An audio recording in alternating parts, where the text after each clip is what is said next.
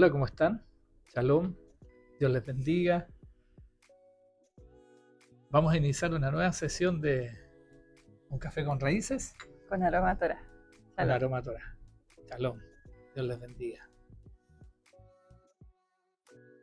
De aquí del desierto más árido del mundo, nos ha llegado nuestra tacita, ¿no es cierto?, de Café con Raíces. Queremos saludarles y compartir hoy día una nueva porción de la palabra del Señor, de la Torá, de la Parashá, que se llama Kitizá, ¿cierto? Que significa Cuando hagas censo. cuando hagas un censo. Y esta es la lilla número 6 que nos corresponde meditar en torno a ella y compartir con ustedes nuestra reflexión. Esto lo encontramos en el libro de Éxodo, en el capítulo 34, del versículo 10 al 26. Pero como tenemos que recibirla espiritualmente, vamos a hacer una oración, una breve oración que nos permita conectarnos con esta porción de la palabra. ¿Amén? Amén. Oremos, hija, oremos. Ok. Padre bendito, te damos gracias, Señor, por esta tu bendita palabra. Gracias porque tú has sido generoso en darla, Señor. Bendito Padre, rogamos que sea tu Santo Espíritu en este minuto, Señor, guiándonos en toda ciencia y en toda sabiduría, para poder enseñar tu palabra y para poder enseñarla conforme a tus ordenanzas, conforme a tu voluntad, bendito Dios. En el nombre de Yeshua HaMashiach. Amén. Amén. Qué linda oración. Sabiduría, ¿cierto? Temor a Jehová. Me acordé de un chiste. ¿Lo puedo compartir? Sí, claro. Un cuento rapidito para poder activar nuestras mentes de sabiduría, así como Salomón, ¿no es cierto? Salomón en algún minuto tuvo que tomar una decisión respecto a dos mujeres que se discutían un bebé. Bueno, esto era un viaje de turismo en el cual se habían vendido los tickets precisos y tenías que subirse al ómnibus, al bus, los que tenían el ticket comprado. Y se subieron y el chofer del bus era el único representante de la agencia turística, estaba esperándose a los pasajeros y de repente se da cuenta que le quedaba el último asiento y habían dos mujeres atrás peleando por el asiento. Y el complicado empezó a clamar al Señor por sabiduría. Entonces, ¿cómo resolverlo? Las mujeres cada vez se exaltaban más. Entonces, a ver, dice, que se siente la fea. Al rato se dio cuenta que cuando llegando al terminal, las dos mujeres se habían venido de pie y se había acabado la discusión. Se solucionó el problema. Sabiamente necesitamos sabiduría para resolver las cosas, que el Señor coloque un ánimo hoy día, ¿no es cierto?, de sabiduría para resolver nuestros conflictos del día a día. Amén. Amén. Bueno, dicho el cuento, el chiste a lo mejor es bueno, pero a lo mejor el que lo cuenta más o menos. Pero claramente que se siente la fea. Perdón, me voy a parar entonces. Sí, claro, usted es hermosa. Aquí no, aquí el dueño de casa dice, se siente la bella. Bueno, vamos a la porción de la palabra, nos corresponde hoy en Éxodo 34, el versículo 10 en adelante. ¿Okay? Amén. Como es nuestra usanza, un versículo yo y uno usted. ¿Ven? Y él contestó, he aquí yo hago pacto delante de todo tu pueblo, haré maravillas que no han sido hechas en toda la tierra ni en nación alguna, y verá todo el pueblo en medio del cual estás tú, la obra de Jehová, porque será cosa tremenda la que yo haré contigo. Advertencia contra la idolatría de Canaán. Guarda lo que yo te mando hoy. He aquí que he hecho de delante de tu presencia al amorreo, al cananeo, al eteo, al fereceo, al heveo y al jebuseo. Nos falta uno para eso, ¿cierto? Ahí hay 6 de 7. Guárdate de hacer alianzas con los moradores de la tierra donde has de entrar, para que no sean tropezadero en medio de ti. Derribaréis sus altares y quebraréis sus estatuas, y cortaréis sus imágenes de Aserá. Porque no te has de inclinar a ningún otro Dios, pues Jehová, cuyo nombre es celoso, Dios celoso es. Por tanto, no harás alianza con los moradores de aquella tierra, porque fornicarán en pos de sus dioses y ofrecerán sacrificios a sus dioses, y te invitarán y comerás de sus sacrificios. o tomando de sus hijas para tus hijos, y fornicando sus hijas en pos de sus dioses, harán fornicar también a tus hijos en pos de los dioses de ellas. No te harás dioses de fundición.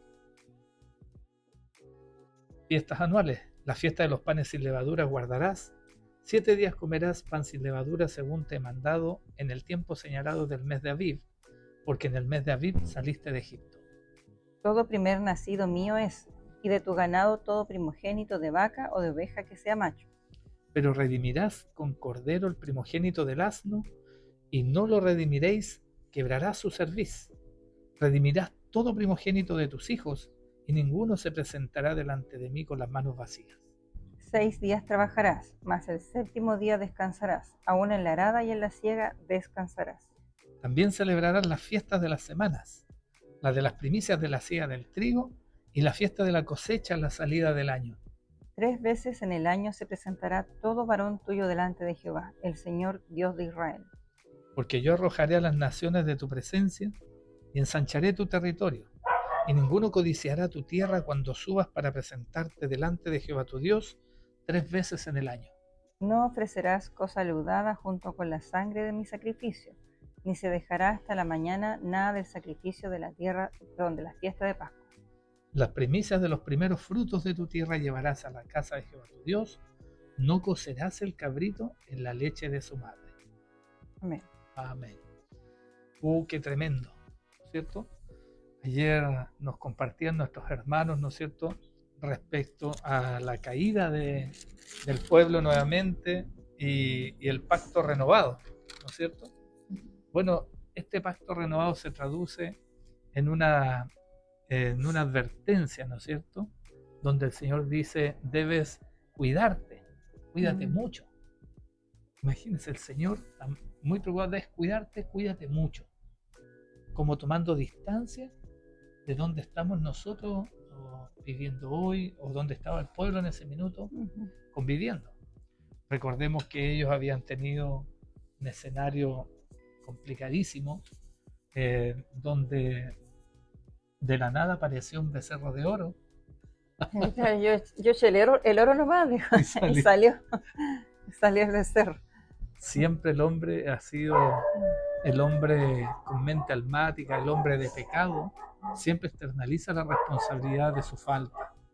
Por eso esto hace sentido, hija, porque fíjate que el hombre del Edén, el hombre caído de pecado, lo primero que le declara al Señor, que me diste. la mujer que me diste. Claro. Se nota al tiro un hombre almático, aquel que no recibe corrección, aquel que no se hace cargo de las consecuencias de sus actos, ¿no es cierto?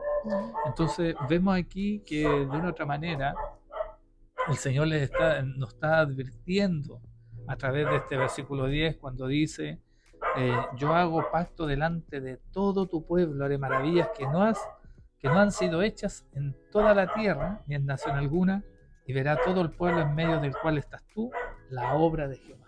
Dice, porque será cosa tremenda la que yo haré contigo. Y vemos en distintas etapas de la historia que Dios tiene con su pueblo estas maravillas. Cuando ellos son obedientes, por ejemplo, recuerdo unas que para mí son maravillosas y han sellado mi fe. Me acuerdo, por ejemplo, del siervo Daniel, ¿cierto? Él era un varón que estaba haciendo ayuno, orando y ayunando. Y yo ahí aprendí con él que hay cosa maravillosa, el ayuno es contagioso, porque ahí lo tiraron al foso de los leones, ¿no es cierto? Y los leones tampoco les dio hambre. Hicieron ayuno. Claro, hicieron ayuno y no se comieron a Daniel. Pero es cosa tremenda, maravillosa, porque en realidad esos leones estaban siempre hambrientos para estar preparados para devorar. Y el mismo Señor le cerró la boca al león. Vemos otras escenas donde José, por ejemplo, luchando contra los pueblos que estaban establecidos, el Señor fue a pelear por ellos, ¿no es cierto? Por ejemplo, hubieron lluvias de granizos de medio ciclo, es decir, de 34 kilos más o menos de peso, y que caían solamente en la cabeza de los enemigos, dirigiendo toda la batalla a favor de su pueblo.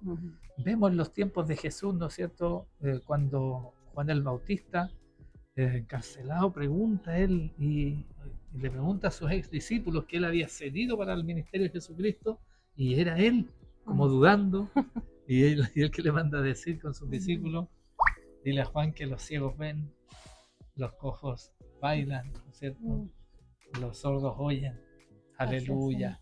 De hecho, la palabra que se utiliza para maravillas en el hebreo es la palabra que viene de la raíz de yaré, que significa efectivamente maravilla, extraordinario, algo asombroso, que son justamente lo que podríamos definir como los milagros que vemos también en el futuro, ¿no es cierto?, desde el punto que estamos estudiando ahora con Moisés, después en Jesucristo, cuando Él hizo todas las manifestaciones que hizo en vida, porque Él libertó demonios, o sea, tuvo autoridad y potestad sobre los demonios. También vemos justamente de la sanidad, de diversas sanidades, pues, desde los leprosos, ciegos, paralíticos, etc. El poder sobre la muerte, la resurrección de los muertos, y Él mismo, como resucitó. Sobre la naturaleza. Entonces vemos todos estos prodigios, maravillas justamente que se hacen manifiestos también a través de la vida de Jesucristo. Y vemos que ¿cómo se llama? Que también a través de este ejemplo podríamos decir que hay en Moisés vemos nuevamente esa figura profética del Mesías, donde él, ¿no es cierto?, es aquel que es el líder, que es la cabeza, que tiene el profeta que tiene que se ve cara a cara con Dios, el mayor de los profetas, y que claro, y que tiene una relación directa con él, que después lo vemos en la vida de Jesús como profeta también, que él también tiene esa relación directa con el Padre. También hay algo en su ministerio que igual como que me llamó la atención, de pronto hay un misterio ahí también, en ese ministerio hay un misterio también relacionado con los 40 días que tuvo de ayuno.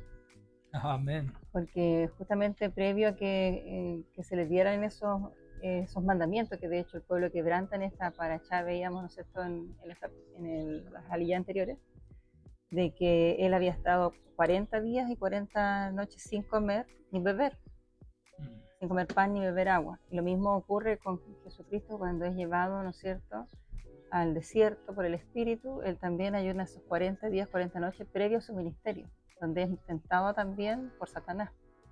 De alguna manera podríamos decir que él venció esa tentación. En este caso, con Moisés no fue él tentado, sino que fue el pueblo tentado. Pero vemos cómo ellos cayeron. Pero así vemos también cuando él desciende, ¿no? Desciende y quiebra las tablas.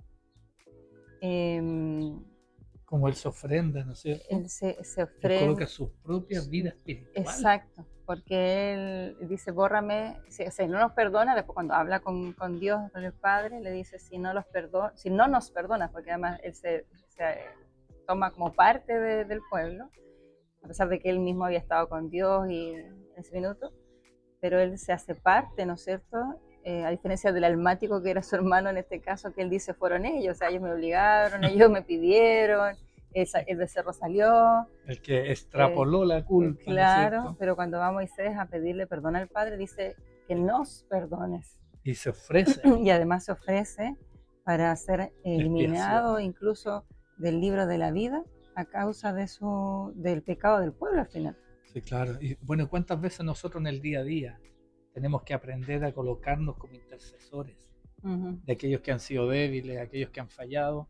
Colocarnos como intercesores y colocar nuestra influencia sobre otros para poder traer paz, para poder traer redención. Moisés es un ejemplo de eso en esta versión. Y fíjate que es precioso cuando tú hacíamos mención, ¿no es cierto?, entre la diferencia de una mente almática y una mente espiritual. Dos hermanos, la misma sangre, ¿no es cierto? Pero uno con mente almática, que estamos hablando de Aarón, y Moisés con una mente espiritual. Si se dan cuenta, de una u otra forma, el varón de la mente espiritual, a él le fueron puestos recursos en sus manos, podemos ver, Moche, ¿y qué es lo que levantó él? Un altar. Un altar para el Señor.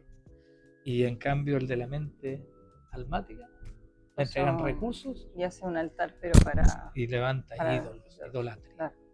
Entonces tenemos que tener cuidado, y aquí el Señor en esta parachá, respecto a este pacto renovado, de una otra forma, eh, Moisés logra, a través de su influencia, De la intercesión. espiar al pueblo de Claro. Dios, y logra además que el Señor siga viajando en medio de su pueblo, ¿cierto? Que es tremendo. Lo segundo que vemos acá, hija, eso tenía que ver con el pacto renovado. Claro. Lo segundo que observo acá tiene que ver con la advertencia contra la idolatría de Canaán, ¿cierto? Eso lo vemos entre el versículo 13 y el 17.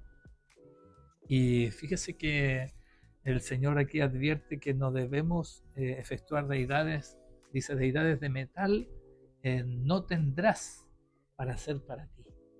Y esto coloca justamente el contexto de que muchas veces los bienes materiales son mal entendidos o pasan a ser sujetos de culto. Es como lo que se llama como el dios Mamón, como el dios del dinero, porque de pronto uno piensa como, hay una imagen de metal, pero también tiene relación con el dinero, porque el dinero hoy día, bueno, todavía, en todo el mundo vemos que el dinero está representado en monedas que son justamente de metal, y que muchas veces ese dinero pasa a ser también un ídolo. De hecho, siempre tú has dicho que el dinero debe estar en nuestro bolsillo, no en nuestro corazón.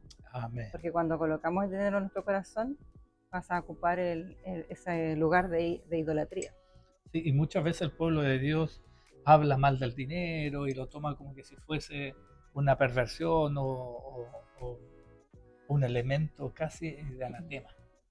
Y recordemos que el anatema, que lo vemos nosotros representado en la figura de Acán, sobre todo, cuando el pueblo va a entrar después a Jericó, uno lo puede ver más adelante, es algo que el Señor permitió que estuviera en nuestro poder para destrucción.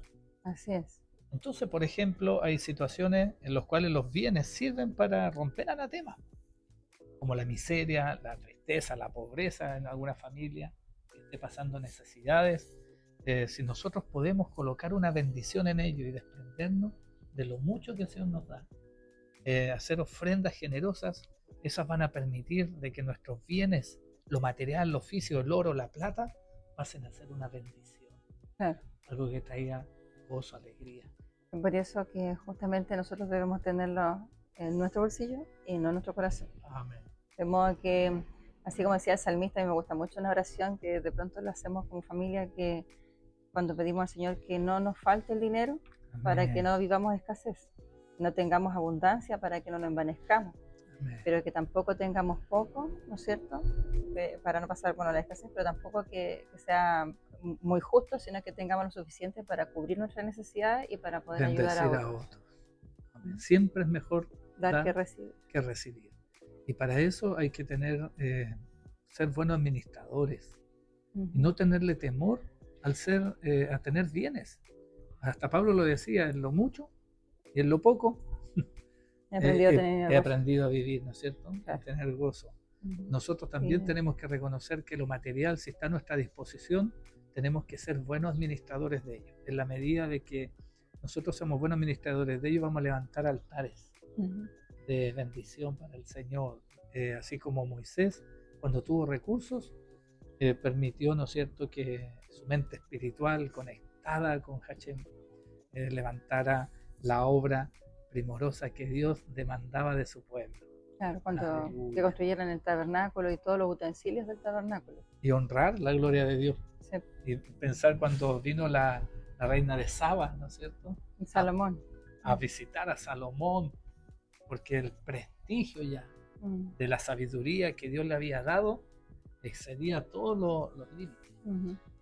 Esto es muy importante también, porque nosotros, en función de los ídolos actuales del dinero, podemos estar transando cosas tan valiosas como es nuestra libertad espiritual, abandonando ministerios a veces por el dinero, abandonando a nuestra familia por tener más, abandonando nuestros hijos y sobre todo el tiempo precioso que a veces tenemos para poder estudiar y estar cerca del Señor.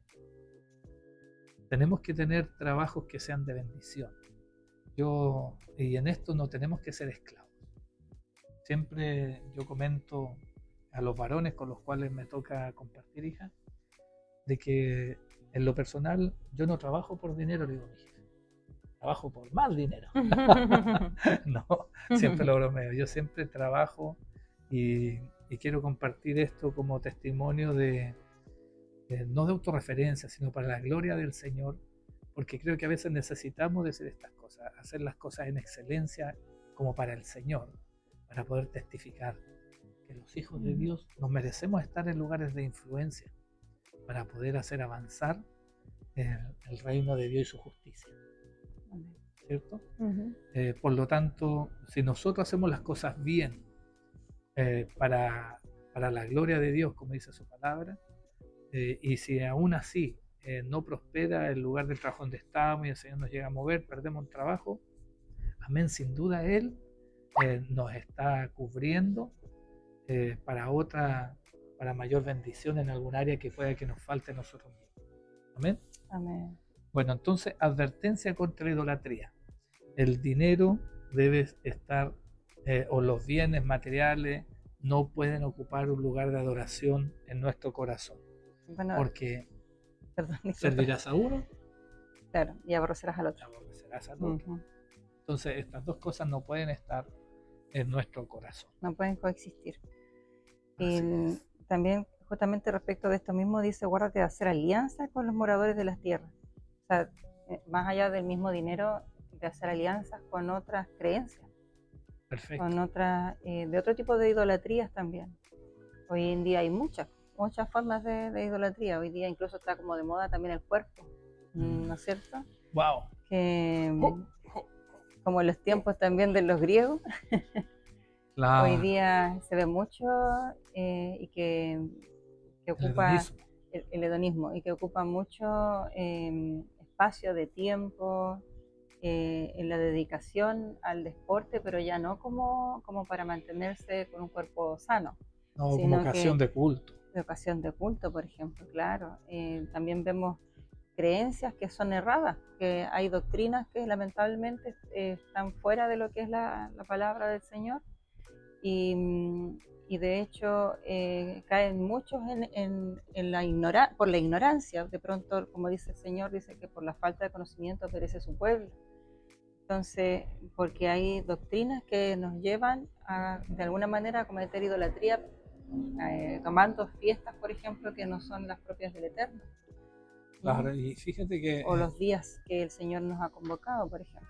Claro, y antes de llegar a ese contexto, volviendo a la importancia de lo que es la inercia y la influencia de los pueblos extranjeros en el pueblo de Dios, que era lo que estaban viviendo en ese minuto. De hecho, esos pueblos extranjeros eran los que habían permitido, ¿no es cierto?, levantar este ídolo del becerro de oro. Porque ¿por qué murieron 3.000 si eran 600.000? ¿Cómo no murió el pueblo completo? Entonces, lo más claro certero y certero de esta porción de la palabra es que habían pueblos que venían extranjeros dentro de la migración del éxodo que hubo, ¿no es cierto?, desde Egipto. Con sus influencias y sobre su deidad, de sus creencias. Y sobre todo Dios sabía esto. Y generalmente este terrible flagelo que Dios sabía sería el más peligroso de aniquilar a todos, porque se mueve en altos niveles y altas esferas sociales. Por lo tanto, son muy cultos, traen mucha influencia. Recordemos que el pueblo era un pueblo que venía con baja formación, educación, venían de esclavitud. Como esclavos. Y estos pueblos que venían eran pueblos influyentes que eran cultos. Por lo tanto, tenían una influencia, tenían seniority, se le llama hoy día, y eso permitía arrastrar a muchos e intimidar a los otros que tenían baja autoestima. Claro. Es importante que nosotros tomemos la actitud que tomó el pueblo, la tribu de Leví, ¿no es cierto? Claro. Pero efectivamente a ellos también les tocó tomar después un rol ingrato, que fue tomar la espada y tener que apartar lo malo de lo bueno. sea, de hecho, el Señor le demandó a Moisés que aquel que estuviera con él, e incluso contra sus parientes, hermanos, no sé, de pronto quizá un esposo, esposa, Un tenía, cuñado, ¿no es cierto?, que se habían emparentado ya. tenían que matarlo si es que estaba justamente cometiendo la idolatría. Bueno, en la historia nuestra también a lo largo, nosotros venimos de orígenes, ¿no es cierto?, de la iglesia que está buscando la reforma del catolicismo en algún minuto, de ahí venimos derivando y avanzando, ¿no es cierto?, hacia raíces de la fe. Eh, Cristiana con raíces hebreas, tratando de romper el emancillamiento que hay del pensamiento greco-romano. Cuando el pueblo, la iglesia primitiva fue tan perseguida, asesinada, lo usaban como antorchas vivientes en las calles en los primeros años de la iglesia del pueblo, Los primeros siglos. de la dispersión en realidad, ¿no es cierto?, que estaban permitiendo, perseguían a los hebreos de la dispersión y que estaban recibiendo al Masías como su Señor, al pueblo mesiánico de los primeros siglos. Se convierte un emperador, ¿verdad?, que es Constantino, es de mucha influencia, y esto que permite que haya paz en el pueblo que servía al Señor, ¿cierto? Y eso trajo contentamiento a la iglesia de esos tiempos. Pero es una falsa paz. Pero fue una falsa paz, fue una trampa.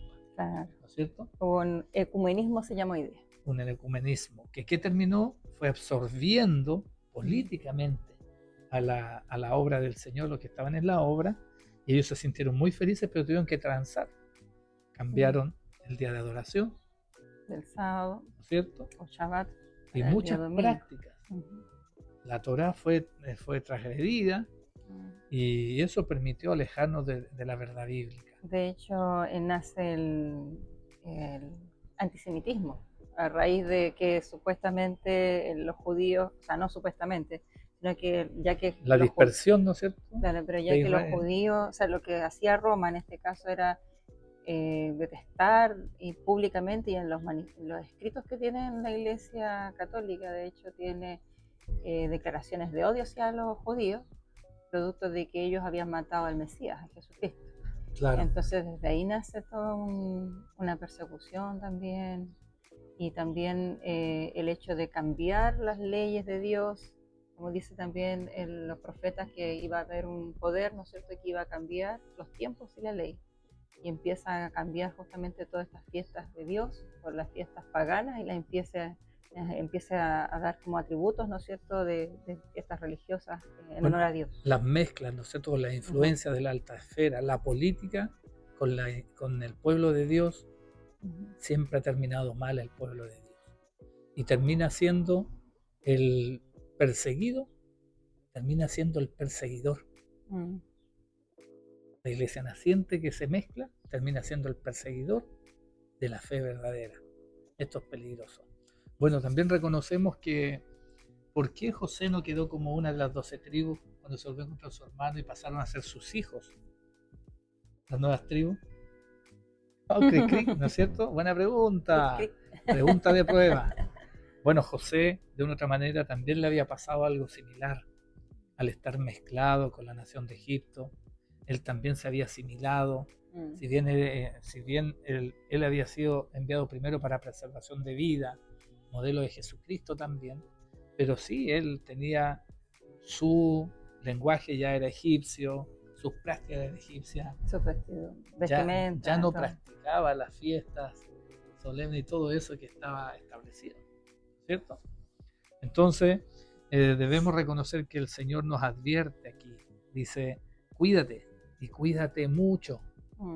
Tenemos que estar apercibidos, como decía Andreita, contra la idolatría de otros pueblos y sus prácticas.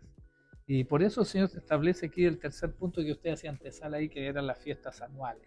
Perdón, antes de seguir con las fiestas anuales, también es importante hablar respecto de las alianzas, no solamente en lo político o desde llevar prácticas costumbres o fiestas de otros pueblos, sino que también respecto de entregarse con otros. Por ejemplo, lo que nosotros hoy día en el cristianismo llamamos el yugo desigual, de no unirte en yugo desigual. En este caso, ¿no es cierto?, la Escritura dice que no harás alianza con los moradores de aquella tierra, ni ofrecerás, ¿no es cierto?,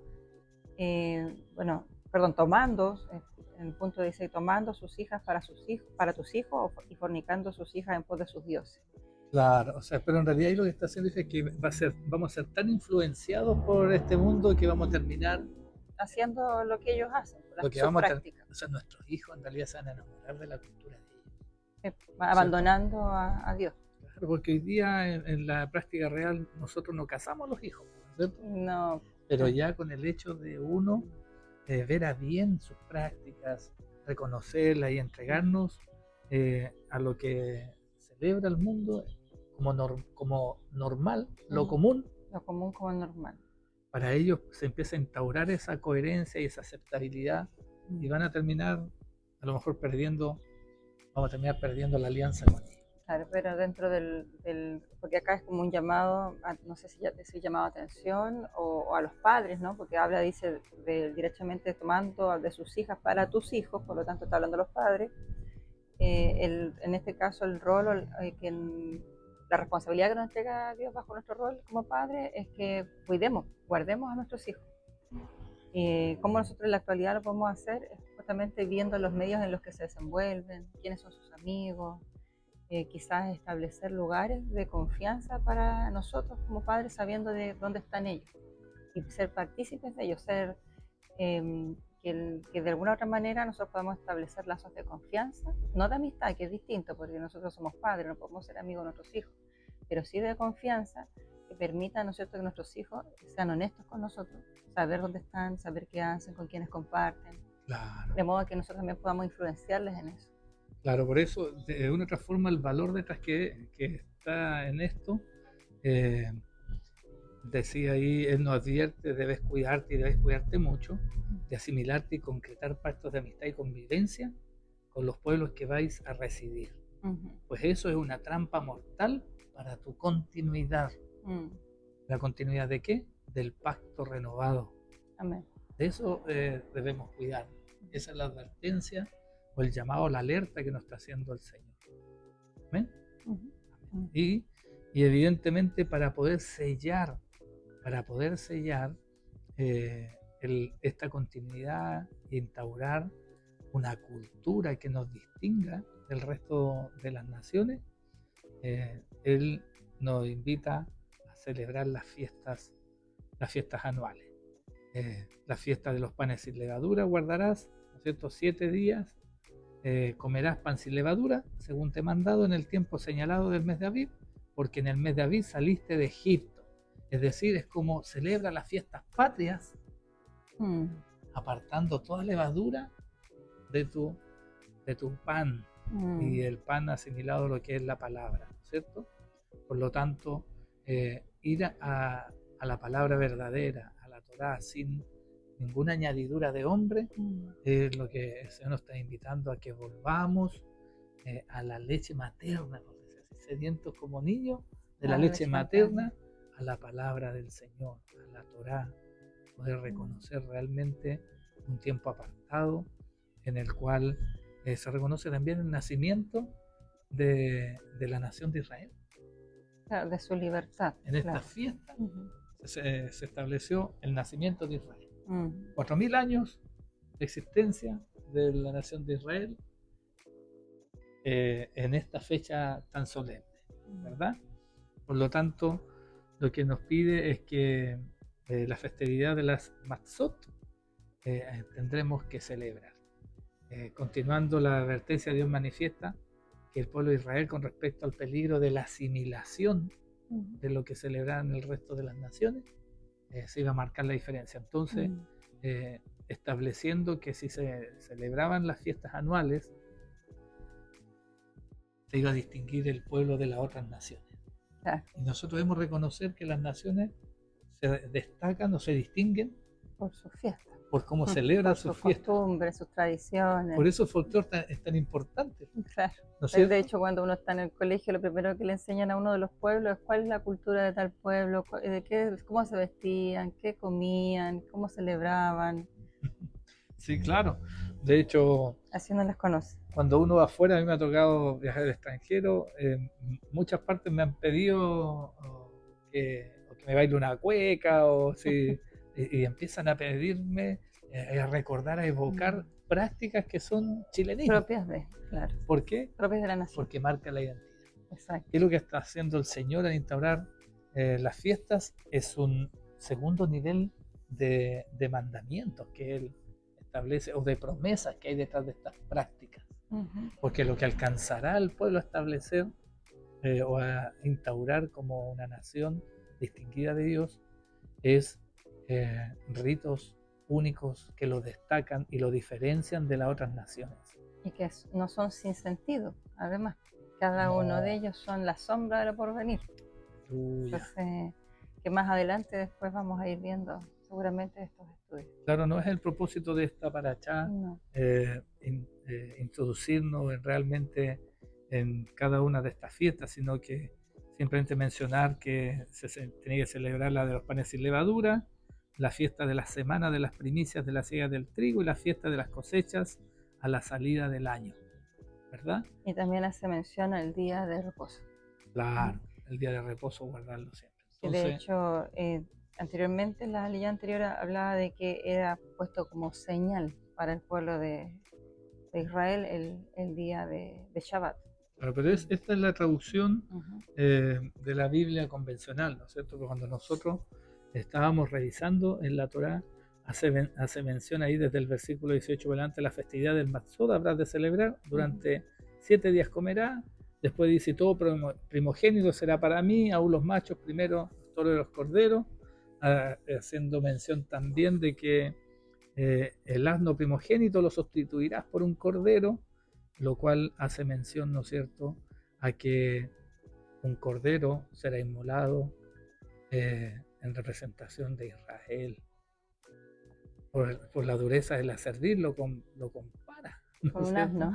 Con un asno, tristemente. Claro. Sí. 6 días habrás de trabajar y en el sexto descansará. La festividad de Chabot celebrará al iniciar la cosecha del trigo y la festividad de la recolección al inicio del año. 3 veces al año deberá hacerse ver todo varón ante la presencia del Señor, el eterno Dios de Israel. Y esto es clave, ¿no es cierto? Para todo hogar, el varón tiene que tener en 3 instancias una revisión respecto a su caminar y ponerse a cuentas con el Señor. ¿Sí? De hecho, habían 3 fiestas fundamentales, por decirlo así, o principales, en las cuales debía viajar todo varón a Jerusalén en ese entonces, que después, en los tiempos de Salomón, donde estaba el templo. Era la primera Pesaj o Pascua, después Pentecostés o Shabbat, y la otra era en Sukkot o Tabernáculo, o la fiesta de las cabañas. Eran las 3 festividades donde tenía que ir todo varón. Y hay una promesa muy linda ahí también al respecto de que si es que se cumplía con este mandato, con esta promesa, o sea, justamente con este mandato había una promesa detrás de parte de Dios de bendición, de que se iban a ensanchar sus territorios y de que además en su ausencia, por ir a este peregrinaje, podríamos decirlo, iba a ser cuidado su hogar, su casa, sus bienes, su territorio, y que ningún enemigo iba a ir. Y realmente en los tiempos que estamos hablando significaba un acto de emuná, de fe activa, porque realmente ellos estaban, bueno, hasta el día de hoy están rodeados de enemigos y todos los quieren exterminar.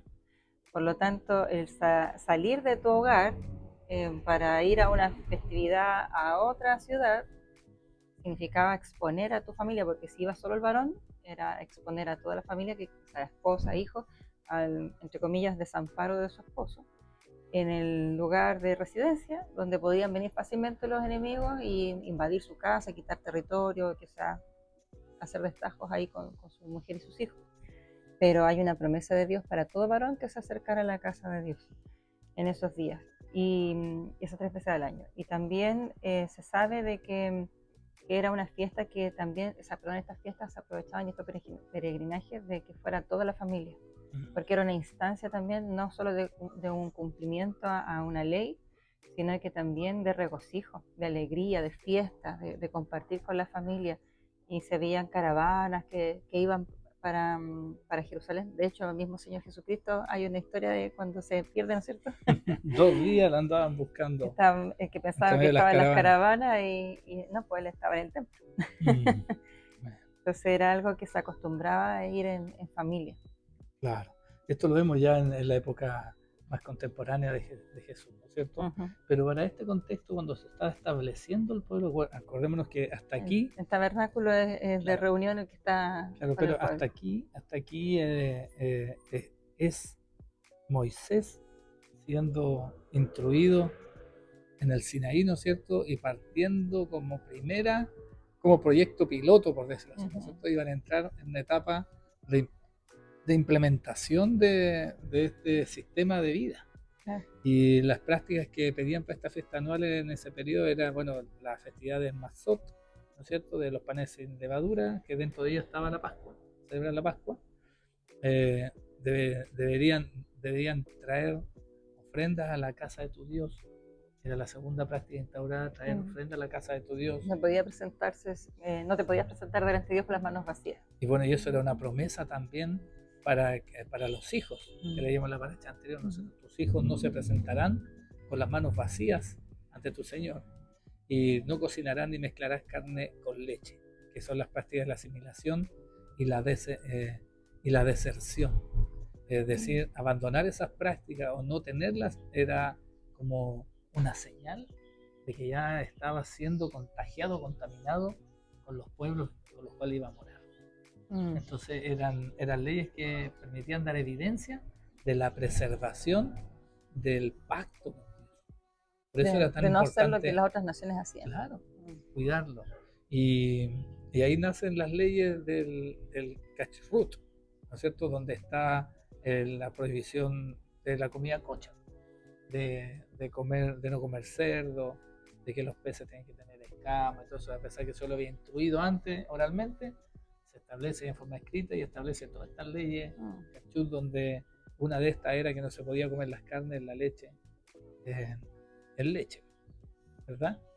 Bueno, vamos dándonos cuenta que el Señor lo que más está buscando con todas estas prácticas es que el pueblo tenga su identidad propia, ya tiene su constitución política del Estado, ya tiene el folclore celestial, por decirlo así, que le ha instaurado a través de esto, que va a ir revelando la identidad del Mesías para que ellos vayan entrenando y reconociendo quién realmente el que se va a hacer presente.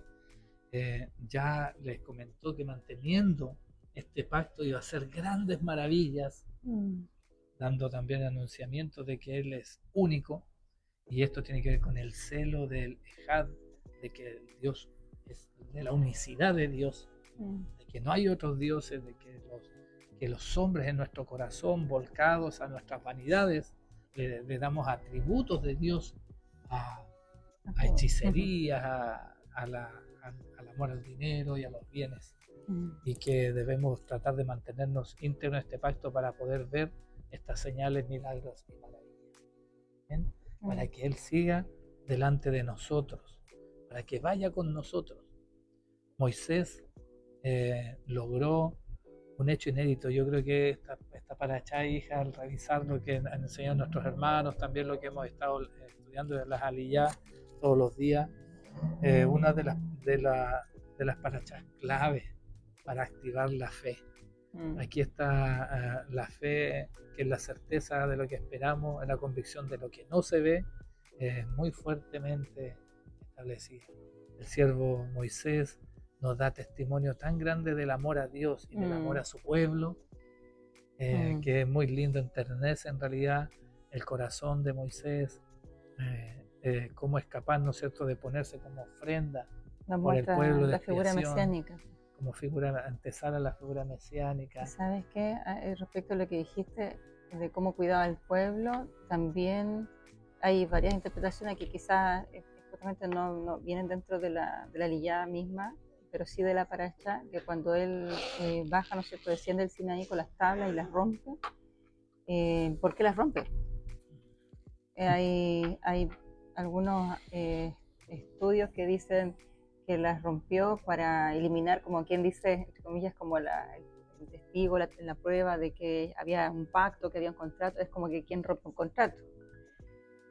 Por otro lado, uno sabe que claramente es símbolo de que efectivamente el pueblo de Dios rompe el contrato, pero en este caso también se hacía mención de que él lo rompe porque como el pueblo estaba buscando una imagen o algo que adorar, cuando viese las tablas que habían sido inscritas por Dios, por el dedo de Dios con sus propias palabras, iban a probablemente adorar o inclinarse a adorar a las mismas tablas.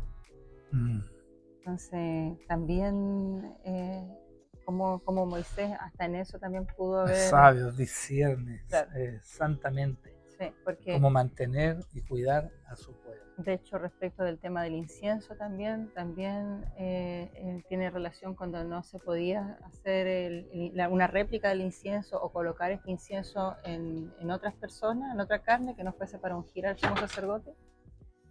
También guarda relación con eso, porque hoy día vemos, por ejemplo, ¿no?, que el agua bendita que para tal cosa, o que el aceite de la unción para tal cosa. Entonces, pare de sufrir.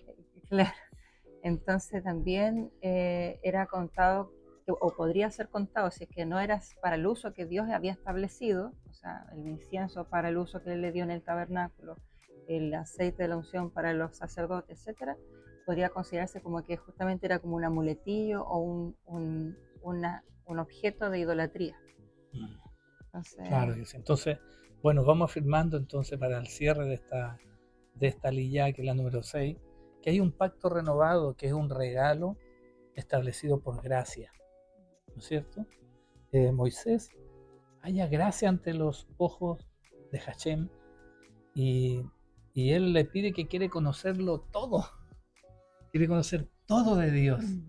Y ese corazón, sin duda, permite de que Dios vea gracia en Moisés y logra esa anhelada intercesión. De hecho, le dice: voy a ver si es que logro que el Señor nos perdone todo. Y Él, con su infinita misericordia, ¿no es cierto?, cuando le ve la espalda a Moisés, en otra forma va dejando la antesala de que cuando estamos en medio de la aflicción y de la prueba, muchas veces no podemos entender y no somos capaces de ver el rostro del Señor. Pero sí, después de que ha pasado, nos hemos dado cuenta de que fue su infinita misericordia, que Él tuvo misericordia de los que merecían misericordia y bondad de los que Él decidió tener bondad. Y esto lo logra Moisés, logrando establecer una gracia inmerecida sobre toda la nación de Israel que nos precede y que a nosotros como hijos de Dios que amamos la palabra del Señor nos tiene que llevar a reflexionar cómo logra Moisés, ¿no es cierto?, este pacto renovado, aceptando el segundo tema que veíamos dentro de esta liyá, que es la advertencia contra la idolatría, asegurar la continuidad de este pacto renovado para con nuestros hijos, en nuestra forma y nuestra manera de vivir, celebrando al Señor en todo tiempo, llevando nuestras ofrendas con amor a la casa del Señor para que su obra se siga sustentando. Amén. Sin manos así. Amén. Es decir, está en nosotros continuar esta obra, en que recibas esta parachá con el corazón, en que podamos hacer familia de Dios, que nuestros hijos vean coherencia en lo que decimos, lo que hacemos, que esté alineado no conforme a nuestra forma de vivir, sino conforme al diseño de Dios. A su santa palabra. Así dice que él halló gracia ante los ojos de Hashem Moisés, conociendo sus caminos. Dijo: muéstrame tus caminos. Aleluya. Y eso está en la bendita. Y conociéndole a él. Y conociéndole a él. Amén. Y eso está ¿cómo?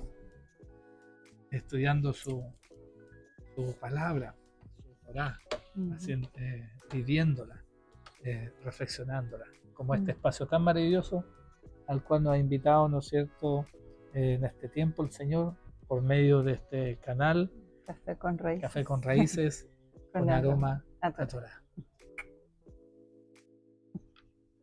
Que Hachel les bendiga, que la paz del Señor esté con ustedes y que Él haga resplandecer su rostro.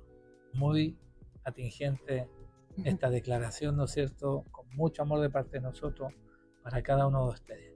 Somos el matrimonio Burgos Vázquez, Andrea, mi amada, la que se sienta, la bella en esta casa, y Alexis. Dios les bendiga. Shalom. Shalom.